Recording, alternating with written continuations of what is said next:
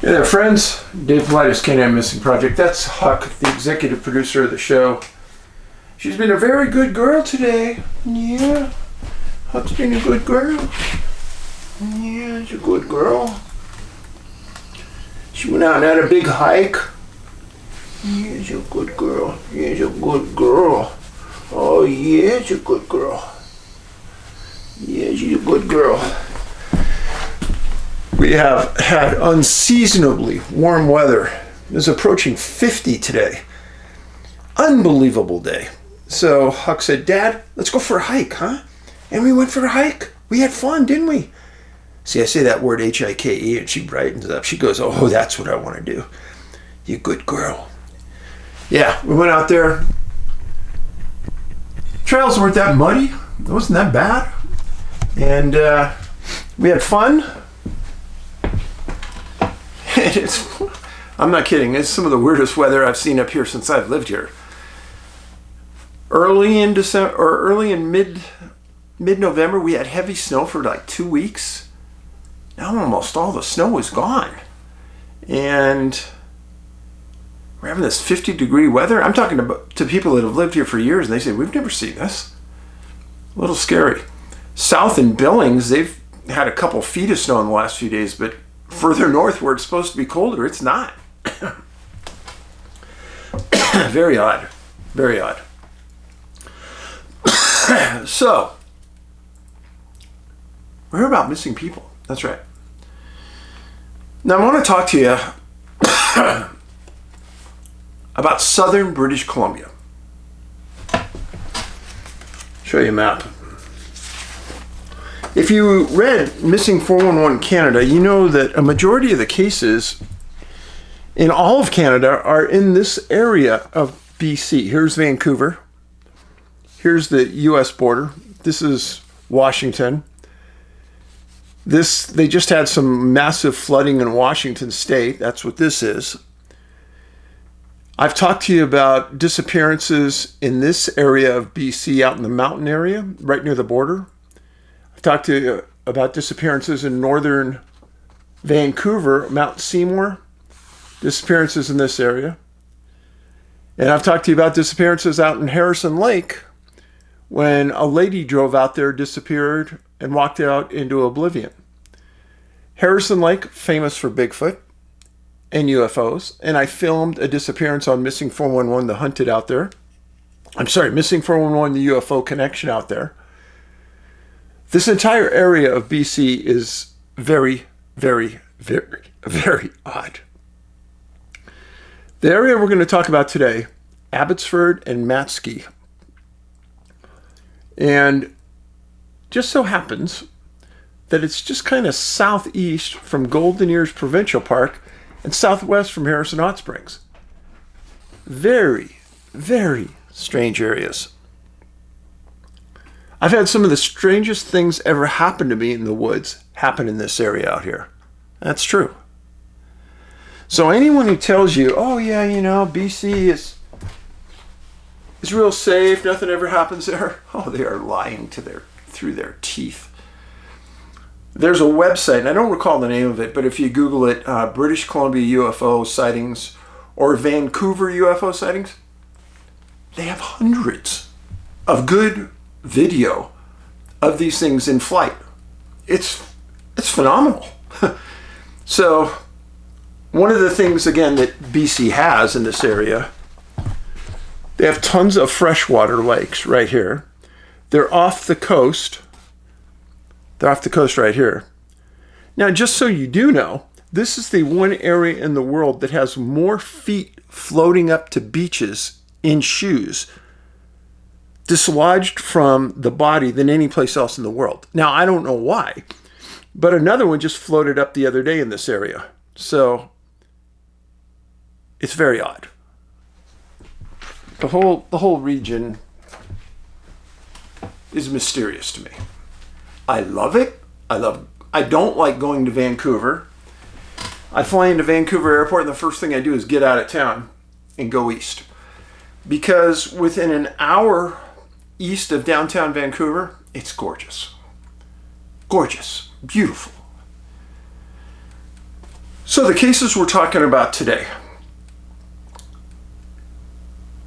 Individual named Clayton Mark Bussiere, 25 years old, missing October 17th, 1982. Now, don't let this fool you that just because it's an older case to not pay attention.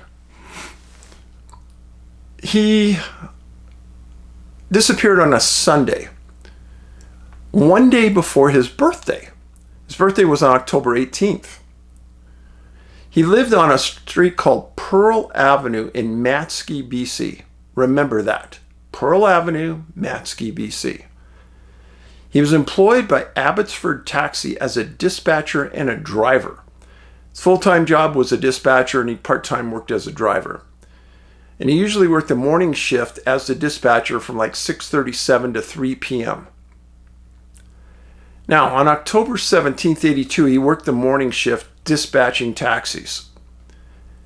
At 3 p.m., his buddy, a guy named Ron Johnston, knew him well.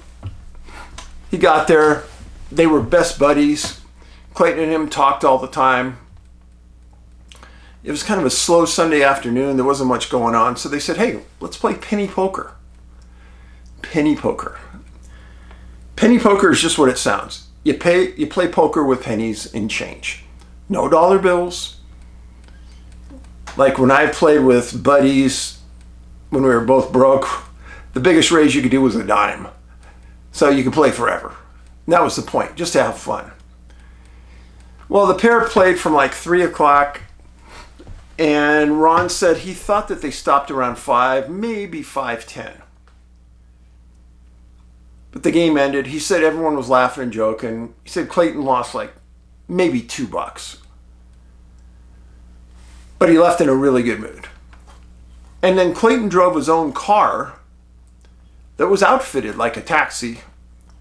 It was a 78 Pontiac Grand Le Mans. Shales, kind of weird color, shale, they called it. It was a 4-door, BC plates, 1931-JB, and car number 6 was on it. That's what stated. And it had a Washington plate of number 1030. Clayton left in his car, driving on the Lawfeed Highway, number 7, just like he would every other day. And then sometime between 5:15 and 5:30, Clayton passed the Light Burger Bar. It's this burger place right on the highway. He was driving. And another driver from the taxi company was backed in there, just waiting for a fare. And he saw Clayton go by. And he saw Clayton had somebody in the car. But he knew Clayton wasn't working, so he thought, oh, it must have been a friend, but he didn't think much about it. At about 7 p.m., that same taxi driver saw Clayton go the other way, past the diner again, and this time he was alone. And he was going towards Mission. Now, the diner is about 12 kilometers from Abbotsford's taxi office, about a 14-minute drive. Everything I just told you would have been completely normal. Maybe he picked up a quick fare. Maybe he was giving a buddy a drive. Nothing unusual. Now, Clayton was supposed to be at a friend's house for dinner that night. About the time the driver saw him for a second time, he was supposed to be at a buddy's. And he was supposed to be in Langley, BC. He had a good friend. They had planned to have dinner that night. Clayton was going to spend the night with his buddy, and then they were both going to go visit Clayton's parents the next day for his birthday. Well, Clayton never arrived at the dinner. His buddy called the taxi company trying to figure out where he was, and they didn't know. He wasn't taking any fares.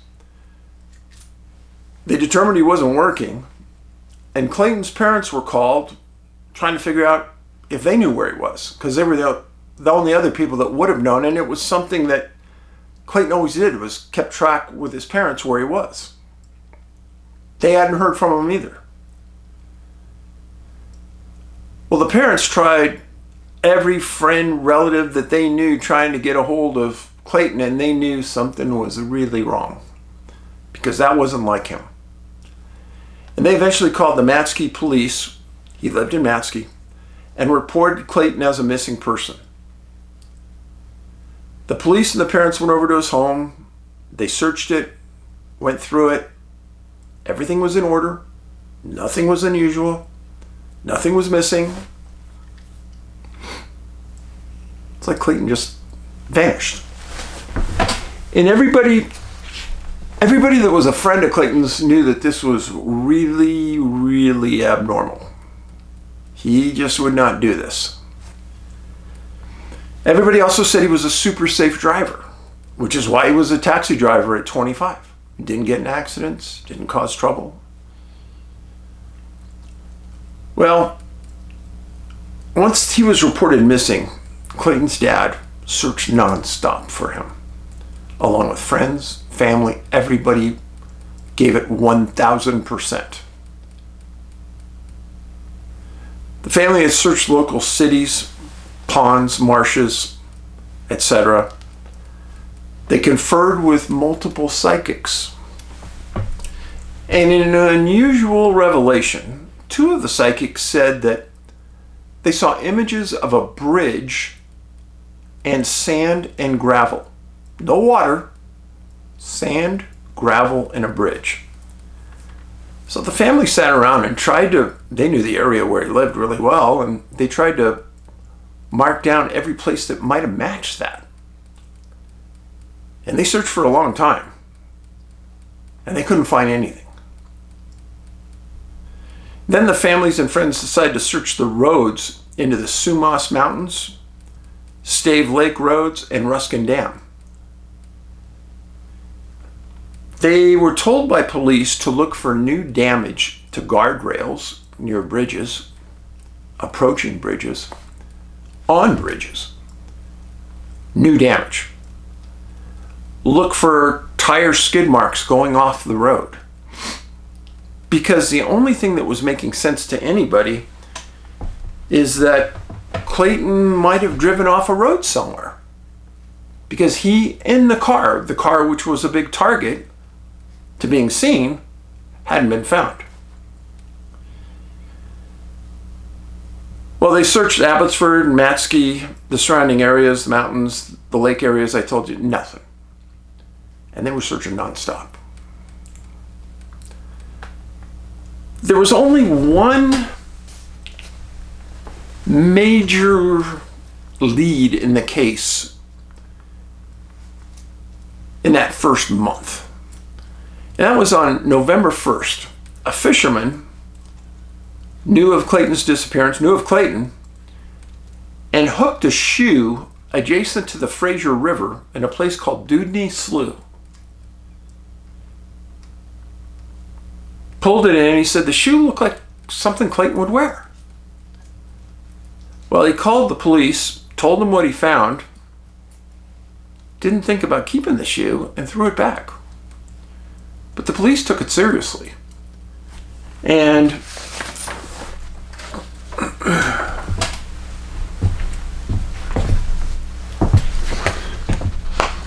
this is Abbotsford. This is Matski. This is the Fraser River. And there's Dudney. And the slough is adjacent to that right there. Which would have been in the realm of where he had been driving and where he did drive most of the time.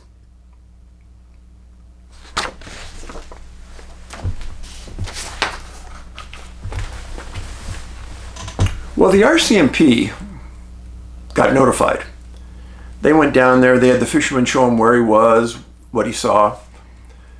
And they took some current measurements of the river. And what they decided to do was to put some divers in the water and search it, which was smart.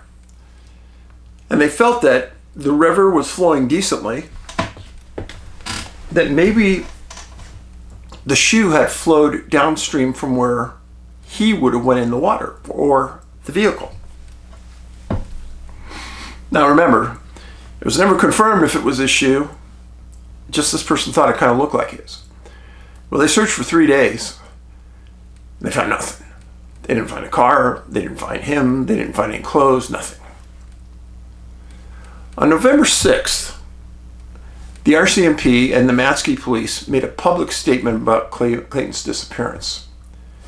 And they stated that the disappearance baffled them. They said that the police followed up on dozens and dozens of leads, recommendations, and they had nothing. And they couldn't understand that. Now, Eileen is Clayton's mom. She stated that Clayton is very quiet, reserved, and unassuming. She also said that he was, her words, meticulous about telling family and friends where he was going. She stated that the friends and family were still searching as she was giving this press talk.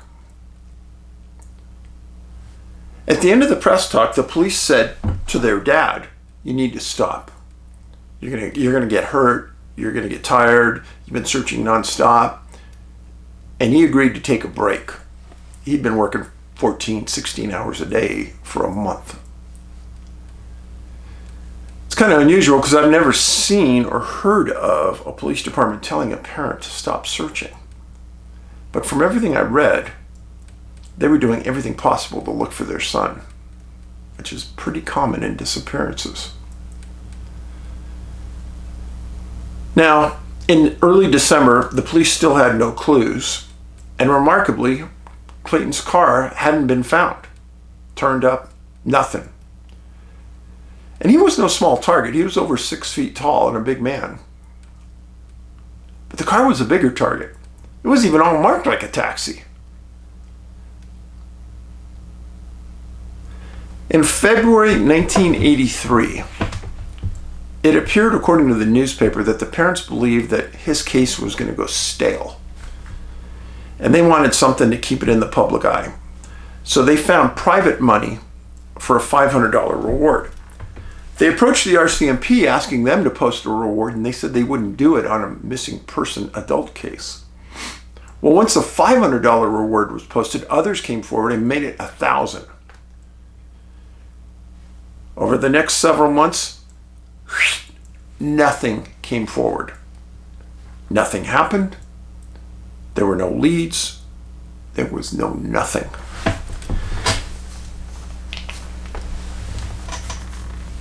Now, since many of you have heard many of my cases over the past several years, you know that this is the way a lot of cases go. There's a lot of press in that first week and a half, and then there's nothing. And in Clayton's case, it kind of follows that pattern. But then there's this left-hand turn. There's a man named Robert Carl Litshaver. And the marks on his face, those are from an old photo. Those aren't any injuries he had. Litshaver was 28 years old, single, a self-employed electrician. His address, 34487 Pearl Street, Matsky. He lived 2 doors down from Clayton. Well, Robert was last seen in the early morning hours of May 11th, 1983. He was last seen about 7 months after Clayton disappeared. And he was in Abbotsford. So Robert was last seen in his Honda Prelude with BC plates HGW433. His family hadn't heard from him in a while, so his brother drove to his home in Matsky, knocked on the door, no answer. Tried the handle, it was unlocked. He went in. He wasn't sure if he was going to find Robert deceased inside, place ransacked, wasn't sure. But he went inside and found everything was in order. Nothing missing. His camping gear was all there. No clothes missing, no luggage missing. Just seemed like someone walked out the door and left everything behind in perfect condition. Kind of like Clayton. Well, the family reported Robert missing to Matski police and informed the police that he was a very stable individual, reliable, hard worker, had no debt, had money in the bank, had no reason at all to disappear. Everything was going good in his life. Kind of sounds like Clayton. But in this case, there was almost a 2-week delay from the last confirmed sighting to the day he was reported missing. Police actually went backwards in time to figure out where he was last seen on that night. And he was at a cabaret in Abbotsford. They investigated it and confirmed multiple times that he was at that cabaret. So on May 29th, the family of Robert organized a private search at the Chilliwack Airport involving 2 airplanes. Their idea was, he's gone, his car's gone, let's find the car. Well, the plane searched the area of the mountains, thinking maybe he had crashed the car and was trapped. 2-day search and rescue provided no leads. June 4th, 1983. There's a big article in the Vancouver Sun, the biggest newspaper at the time in British Columbia in their southwest area. The article headlines were, 2 Matski neighbors simply disappear. So Robert's parents gave an interview, and this is the description they gave of their son. He was a quiet person, a bit of a loner. His mom said that she talked to him in the days before he disappeared. All was perfect, all was fine. She said she couldn't figure out any reason why he would voluntarily disappear, and he was not suicidal. She said he was happy with the way his life was going. He had work. He was making good money. What do you say? Now I'm going to tell you what the police would have done. They would have taken a report on Clayton, and they would have taken the report on Robert, and they would have laid them on the table, and they would have had a couple of detectives and maybe a supervisor sit down and go, hey, let's go over this. So let's look at the parallels here. So Clayton, 25 years old. Robert, 28. In the world of missing people, 3 years, that's pretty close. Were they employed? Yes, both employed in good jobs. What was their demeanor? Were they loud, aggressive? Would they get in fights? No, neither one would. They were quiet, introverted. Where did they live? Well, they lived on the same street, just 2 doors down from each other. So you're a policeman. Is that just a coincidence? If you say that and walk away from that fact, you're an idiot as a cop. You need to go down to that street and interview everybody on it. Did Clayton and Robert know each other? Did Robert ever get a ride in Clayton's cab? Is that how they met? Did they have any mutual friends? Were they ever seen hanging out together?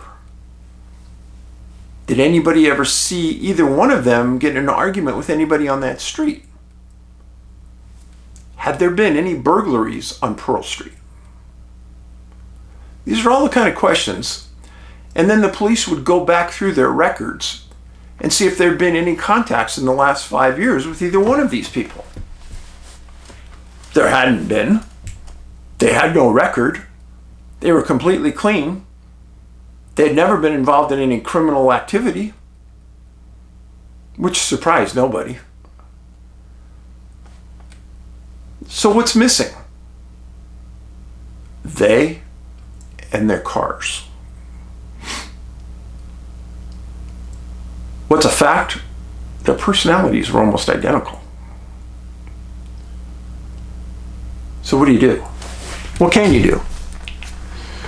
Well, as a policeman, you enter their license plates into the Canadian national system, that if a policeman ever stops that car or runs the VIN numbers or the license plates on either car, it'll come back as associated with a missing person.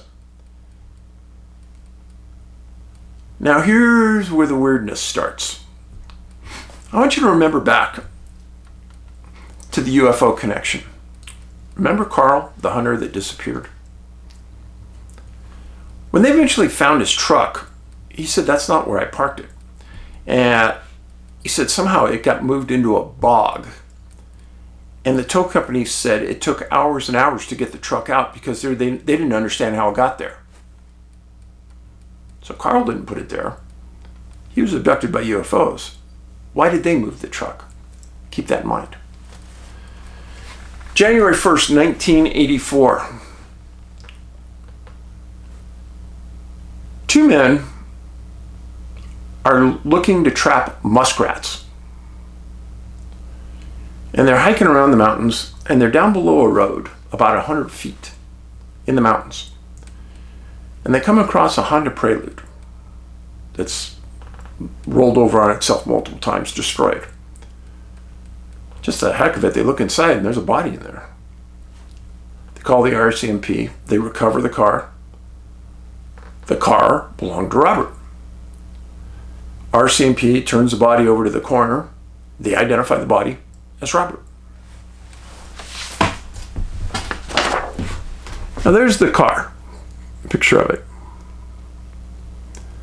You can see that the driver's side is destroyed. Now if there's somebody in the passenger side or the passenger side rear seat, they might have survived. But that driver's side is just a wreck, and you can see why somebody died. A couple of things about this. If a car rolls over on each other, you usually have damage on all sides because it rolls.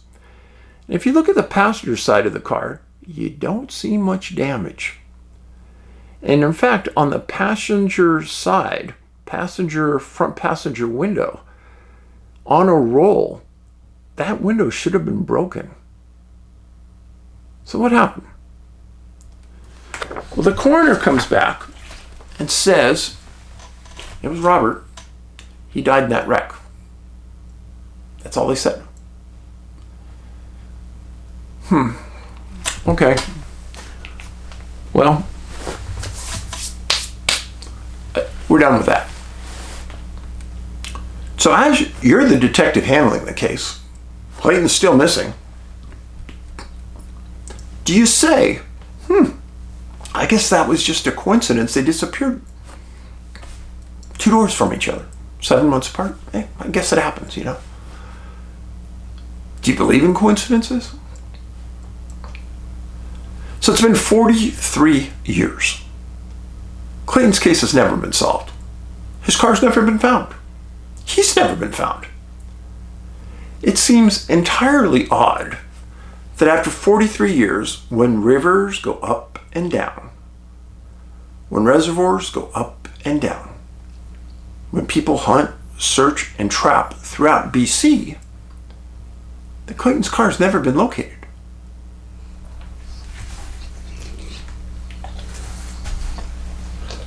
The police said later on they didn't think the guys knew each other. So they probably didn't have the same friends and didn't hang out with the same people. But I don't know. I don't know what to think about this. It's very odd. It was so odd that the Vancouver Sun ran that headline. So what do you think? You just write this off as a coincidence? Stuff happens. Forget it. Move on. Clayton's gone. Where did he go? The last name Bussiere is French, not German. Litshaver, I had a hard time following that one. Litshaver. Not sure what country that one's from. Clayton's parents searched for years for their son. mounted several private searches over and over again. Nothing. This honestly fits the profile of many disappearances I've talked about in the past, where the police have nothing. Now, I do agree that there is a possibility, a minute possibility, that that car's in a river, lake somewhere. But after 43 years, I would have given it a 95% chance it was going to be found. And the fact that it's not found, highly strange. I appreciate you being here. Thank you. In my previous video, I talked about Hazel, the Great Pyrenees. She's at a no-kill shelter in Missoula, Great Pyrenees Rescue. She is going to be adopted. Don't worry. I've already confirmed she's going to get adopted. And nothing will ever happen to her. I've already told the people that passed her on to Missoula, if it comes to a dead end, get a hold of me.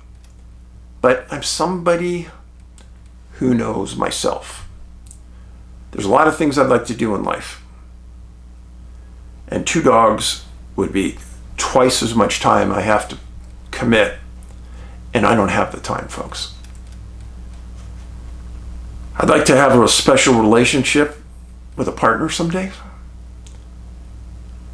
I'd like to have time for them. And there isn't one chance in a billion I'd ever get rid of Huck. She's part of my life. She's an extension of me. But to add another dog to the mix right now, when I'm not retired, when I'm working hard, I'd like to make another movie, I'd like to write another book. There's a lot of things I'd like to do. It wouldn't be fair to the pup, and it wouldn't be fair to me. So please don't try to make me feel guilty and say, oh, you should take her, you should take her. No, it's not going to happen. Now, under the worst case scenario, of course I'm going to take her. If they were going to march her off and kill her, there's no way I'd take her. But I know there's a lot of good souls out there in Missoula and between the Flathead Valley and Missoula. I know that there's a lot of great people out there that want a great dog like Hazel. And I'm putting my integrity on the line. She's a great dog. Okay? I'm telling you, I've been around her too much. I know. A great dog. So, thanks for being here. Remember kindness. I'm trying to do a kind thing right here. Find her a good home. She deserves it. She deserves it. And when you're out, do something kind for somebody, especially around the holidays. If you can, volunteer for a special organization right now. Be safe. Be kind. Paulides out.